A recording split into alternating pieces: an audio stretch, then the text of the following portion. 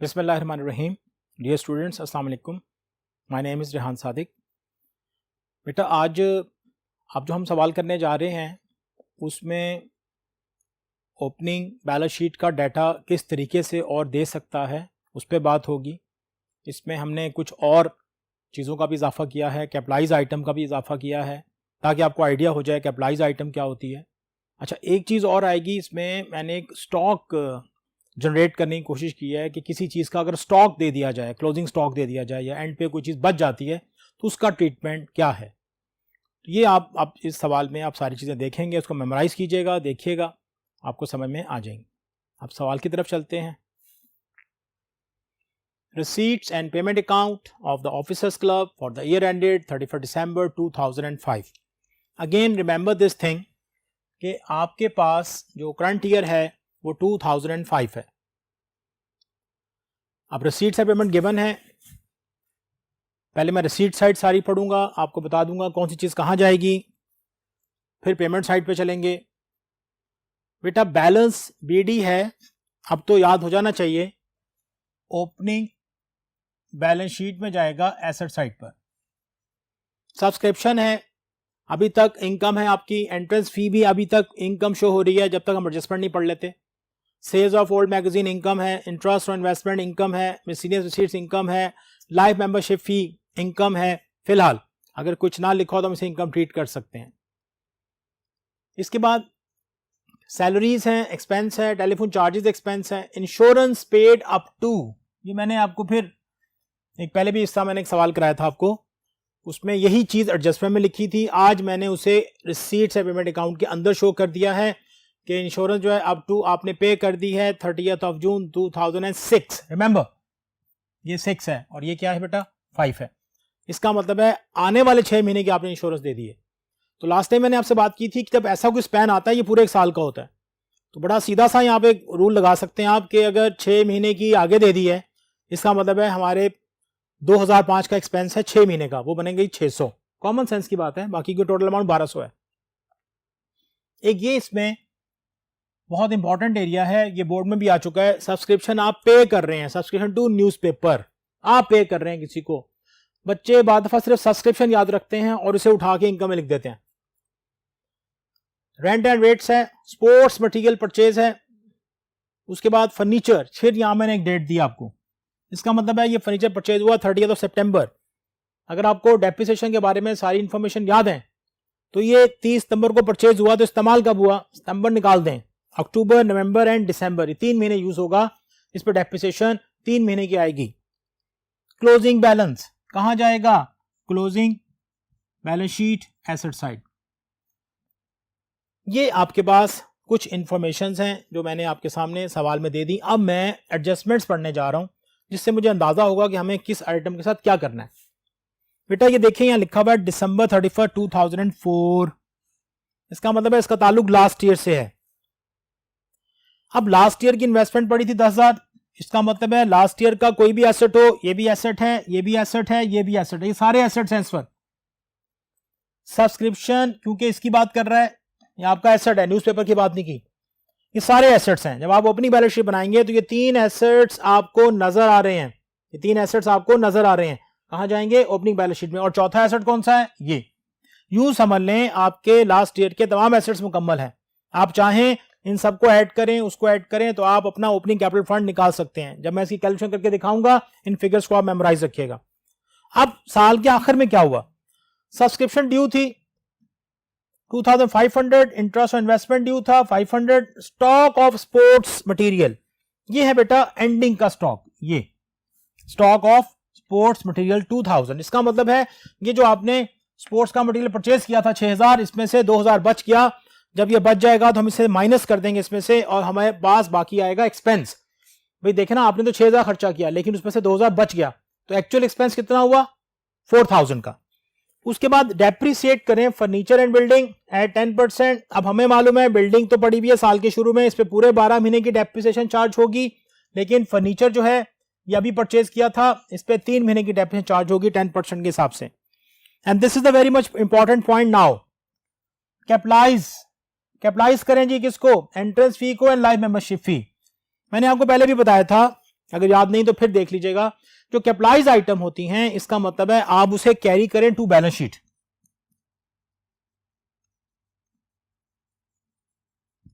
आप उसे डायरेक्ट यहां से उठाएंगे और कहां लेके चले जाएंगे, बैलेंस शीट में। कौन सी balance sheet, closing balance sheet, क्योंकि इसका ताल्लुक इस साल से, क्लोजिंग से। अब उसने हमें बताया कि आप इसे कैपिटलाइज कर दें। इसका मतलब है जो मैं पहले आपको कह रहा था कि ये फिलहाल आपको इनकम नजर आ रही है, अब ये इनकम नहीं रही, ये कैपिटलाइज हो गई। जब ये कैपिटलाइज होंगी तो कहां चली जाएंगी, क्लोजिंग बैलेंस शीट में लायबिलिटी साइड पर। अब देखें, एक दफा इसको व्यू कर लेते हैं। बेटा ये तो ओपनिंग एसेट्स हो गए, ये लास्ट ईयर की सब्सक्रिप्शन है। आपको पता है जो सब्सक्रिप्शन आपने अब वसूल की उसमें से ये माइनस हो जाएगी, और जो इस साल की सब्सक्रिप्शन है ये इसमें ऐड हो जाएगी। पहले भी बात हुई, इससे पहले के लेक्चर बात हो चुकी है कि लास्ट ईयर वाली लेस और करंट ईयर वाली ऐड। इसी तरह इंटरेस्ट और इन्वेस्टमेंट है, एक्रूड हो रहा है, ड्यू है, ये आपके इंटरेस्ट और इन्वेस्टमेंट में ऐड हो जाएगा। बहुत सीधी सी बात है, क्योंकि इसका ताल्लुक इस साल से है, इस साल की इनकम में ऐड हो जाएगा। डेप्रिसिएशन आप लेंगे, ये जब इनकम एक्सपेंडिचर में लिखेंगे तो एज एक्सपेंस। कुछ बच्चे क्या करते हैं, वो इनकम एक्सपेंडिचर में जाकर एसेट से माइनस करके लिख देते हैं, तो वो तो बुक वैल्यू आ गई, बुक वैल्यू चाहिए होती बैलेंस शीट में, इससे उनका सवाल यहां पर गलत हो जाता है, फिर वो बहुत परेशान होते हैं। इससे मैंने तमाम कैलकुलेशन आगे दिखा दी है नेक्स्ट बोर्ड पर। कैपिटलाइज करेंगे आइटम्स को, कहां उठा के लेके जाएंगे, बैलेंस शीट में इन्हीं अमाउंट के साथ। 10,000 मैं क्लोजिंग बैलेंस शीट में ले जाऊंगा और यहां से मैं एंट्रेंस फी के 1,300 रुपए क्लोजिंग बैलेंस शीट में ले जाऊंगा। बेटा ये था सवाल। अब सवाल की अंडरस्टैंडिंग के बाद जाहिर है अब हमें इसको सॉल्व करना है, इसको देखना है कि आप इसका सवाल का जवाब मेन इनकम एक्सपेंडिचर और बैलेंस शीट कैसे बनाते हैं। उसके लिए हमें जाना पड़ेगा नेक्स्ट बोर्ड पर। तो आइए चलते हैं नेक्स्ट बोर्ड पर और जाके देखते हैं कि इसका सोल्यूशन कैसे बनाना है।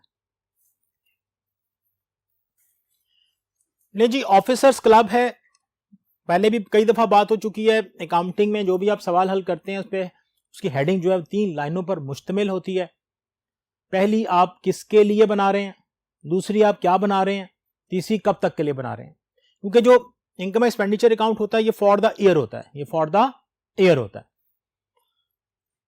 सबसे पहले बेटा इनकम से आ जाते हैं। हमेशा मैंने आपको ये कहा कि इनकम जो है वो कम होती है, उनकी तादाद कम होती है, तो आप इसे बहुत बाखूबी आसानी से रिकॉर्ड कर सकते हैं। तो सबसे पहले इनकम में देखिएगा, आपके पास पहली इनकम शो हो रही है सब्सक्रिप्शन। ये वो अमाउंट है 21,500 जो आपने देखी थी पेमेंट रिसीट साइड पर, रिसीट से पेमेंट अकाउंट की। एडजस्टमेंट में था लास्ट ईयर की सब्सक्रिप्शन को मैं लेस कर रहा हूं बेटा, ये देखो ये लेस हुई लास्ट ईयर की, और जब लेस करते हैं तो ब्रैकेट लगा देते हैं, और करंट ईयर की जो ड्यू थी वो मैंने ऐड कर दी। इसका जो नेट रिजल्ट आया दैट इज 21,000। फिर सुन लें, जब भी इनकम या एक्सपेंस हो लास्ट ईयर का वो लेस होगा, इनकम हो या एक्सपेंस हो लास्ट ईयर का वो लेस होगा, मैंने लेस कर दिया। तो करंट ईयर का होगा इनकम या एक्सपेंस वो ऐड होगा। इसी तरह एक और एडिशन थी, कमिंग ईयर के इनकम एक्सपेंस जो है वो भी लेस होते हैं। फिलहाल ये लेस हो गया। अब एक चीज याद रखिएगा, ये जाएगा ओपनिंग बैलेंस शीट में और ये जाएगा क्लोजिंग बैलेंस शीट में। दोनों एसेट हैं, दोनों एसेट्स हैं, opening balance sheet, closing balance sheet. Sales of old magazines या न्यूज़पेपर आपने 50 रुपीज के सेल किए। इंटरेस्ट और इन्वेस्टमेंट, बेटा ये जो गिवन थी हमारे पास वो थी 500, ये कैश बुक की रिसीट साइड पे आपको नजर आ रही थी। अब हमें 2005 में पता चला एंडिंग पर कि हमें मजीद इतने पैसे मिलने हैं, ये मेरी एक्रूड इनकम हो गई, मैंने ऐड कर दिया, तो मेरी टोटल एक्रूड इनकम आ गई 1000। मिसलीनियस रिसीट्स 800 रुपीज की। ये 4 आइटम्स थी आपके पास, किसकी थी बेटा, इनकम पे आपकी 4 आइटम शो हो रही। अब पेमेंट साइड से हम एक्सपेंस उठाते हैं और देखते हैं इनमें क्या क्या एडजस्टमेंट्स करनी है आपने। सैलरीज के साथ कोई एडजस्टमेंट मौजूद नहीं थी, आपने एज इट इज अमाउंट उसकी यहां पर रिपोर्ट कर दी। टेलीफोन चार्जेस 750 के थे, हमने एज इट इज लिख दिए, कोई एडजस्टमेंट मौजूद नहीं थी। इसके बाद इंश्योरेंस जो थी आपकी, उस पर एक एडजस्टमेंट मौजूद थी। इंश्योरेंस थी 1200 की, उसने कहा less prepaid up to 30th June. तो देखें लास्ट टाइम मैंने ऐसे किया था, जो इंश्योरेंस की टोटल अमाउंट थी उसको मैंने 12 से डिवाइड किया था। जितने महीने का वो प्रीपेड मांग रहा हो उससे मल्टीप्लाई कर दें, जितने महीने का वो प्रीपेड मांग रहा होता है आप उससे मल्टीप्लाई कर देते हैं। ये 6 बना। अब इसमें से माइनस किया तो नेट फिगर कितनी आई, 6। प्रीपेड जब भी आता है ये कहां जाएगा, क्लोजिंग बैलेंस शीट में एसेट साइड पर, क्लोजिंग बैलेंस शीट में एसेट साइड पर। Subscription to the newspaper expense था, रेंट एंड रेट्स 480 एक्सपेंस था, and this is important area now, sports material. बेटा ऐसी चीजें जिनका स्टॉक गिवन होता है हम उसे कंज्यूमेबल आइटम बोलते हैं, हम उसकी निकालते हैं कंजम्पशन। अभी सिर्फ इसमें एक आइटम है, इसमें एक दो आइटम्स और भी ऐड हो सकती हैं, वो आपको आने वाले लेक्चर्स में बता दूंगा। कंजम्पशन कैसे निकालते हैं, बहुत सीधी सी बात है। आपने चीज खरीदी 6000 की, उसमें से बच गई 2000 की, इसका मतलब है बाकी क्या हो गया, वो एक्सपेंस हो गया। जाहिर है इनकम एक्सपेंडिचर अकाउंट में हम रिकॉर्ड करते हैं एक्सपेंस, तो इसलिए यहां पे जो एक्सपेंस आ रहा है वो 4000 का आ रहा है। ये जो बच गया ये आपका क्लोजिंग स्टॉक है। मेरा ख्याल है ये मुझे ये लिखना, ये मैंने इसलिए भी लिखा है ताकि आप जल्दी पिक कर जाएं कि क्लोजिंग स्टॉक कहां जाता है, बैलेंस शीट में। अगर क्लोजिंग स्टॉक है तो क्लोजिंग बैलेंस शीट में जाएगा, अगर ओपनिंग स्टॉक है तो ओपनिंग बैलेंस शीट में जाएगा। आई रिपीट, अगर क्लोजिंग स्टॉक है क्लोजिंग बैलेंस शीट में, अगर ओपनिंग स्टॉक है तो ओपनिंग बैलेंस शीट में। क्लोजिंग स्टॉक यहां से लेस हो गया। उसके बाद डेप्रिसिएशन आई, आपने फर्नीचर की लिखी अमाउंट।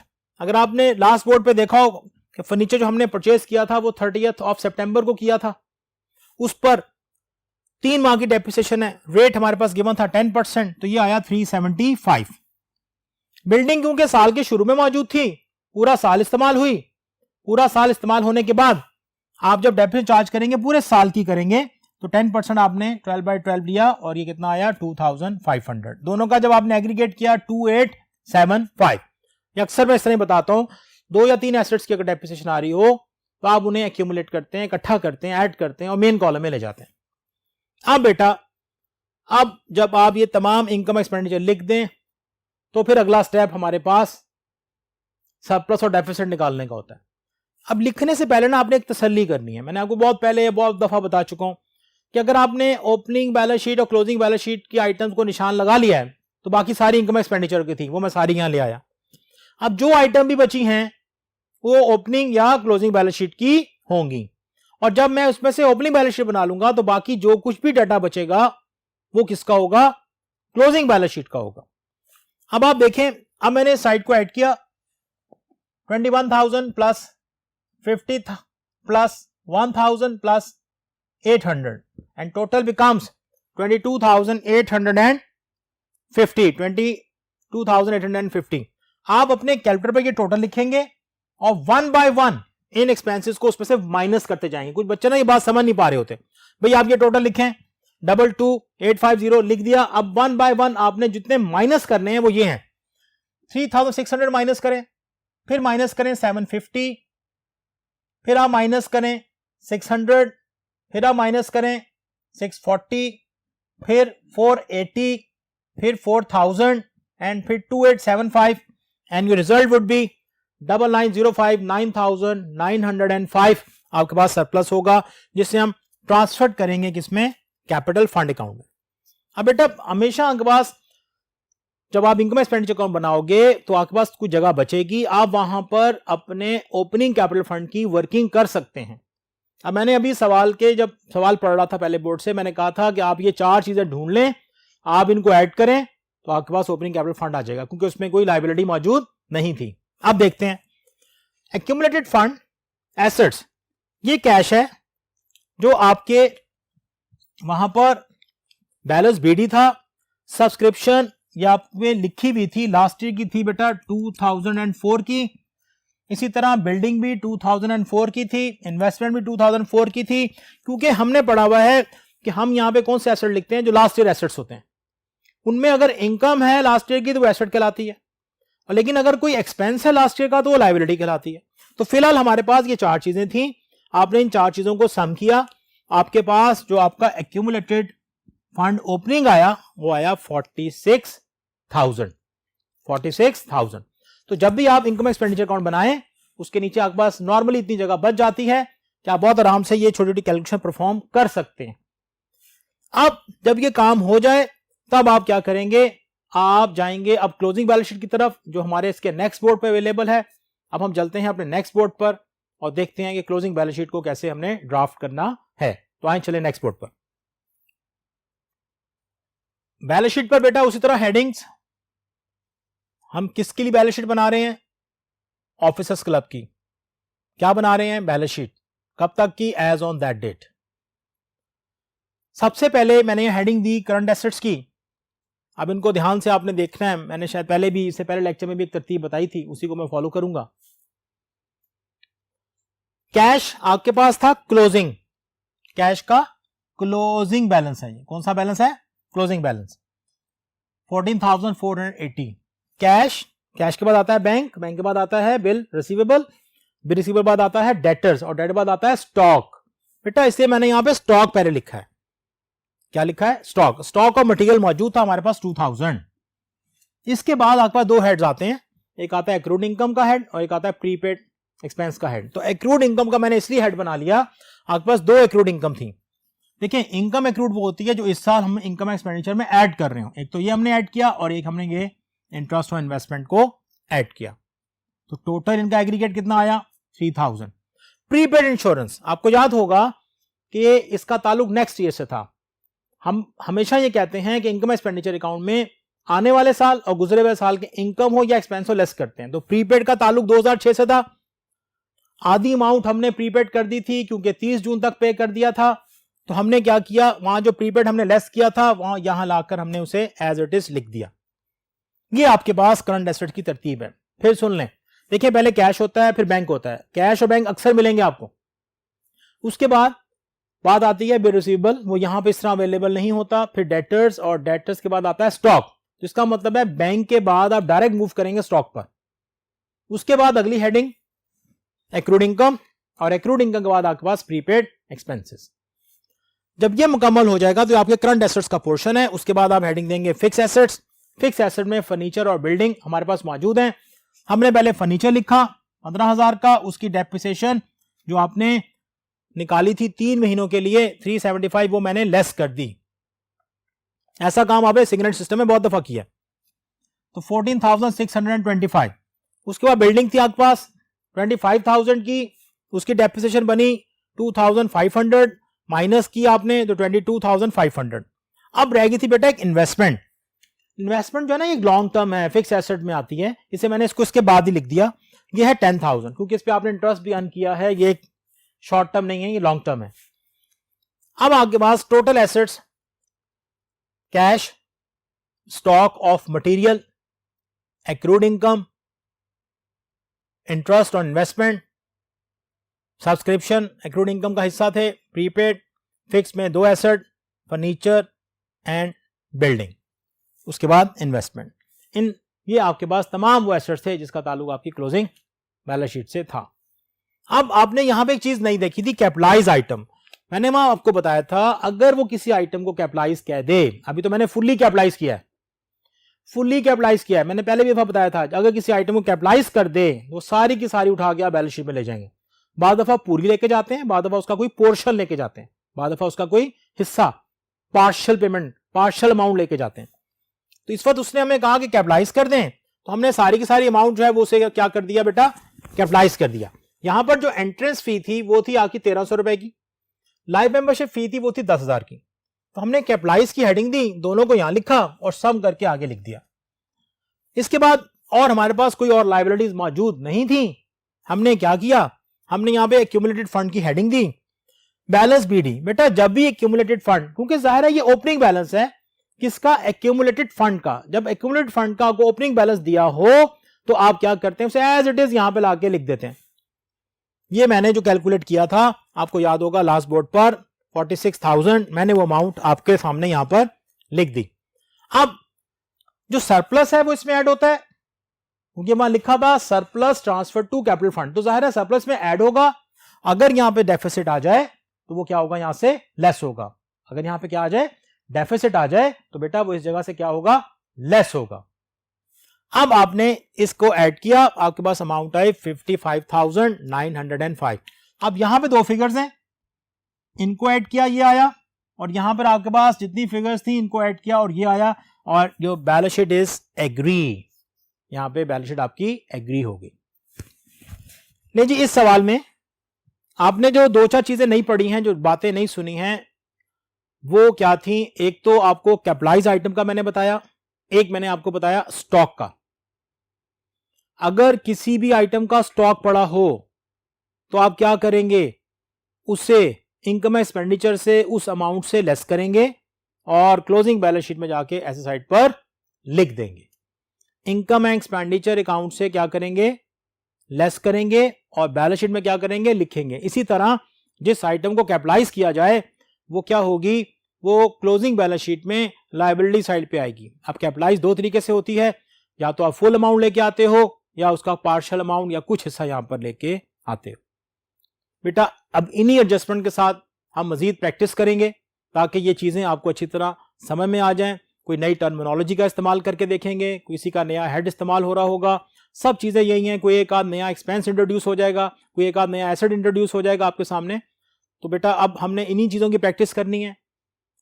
नेक्स्ट लेक्चर तक के लिए इजाजत दीजिएगा, अपना बहुत सा ख्याल रखिएगा। अल्लाह हाफिज।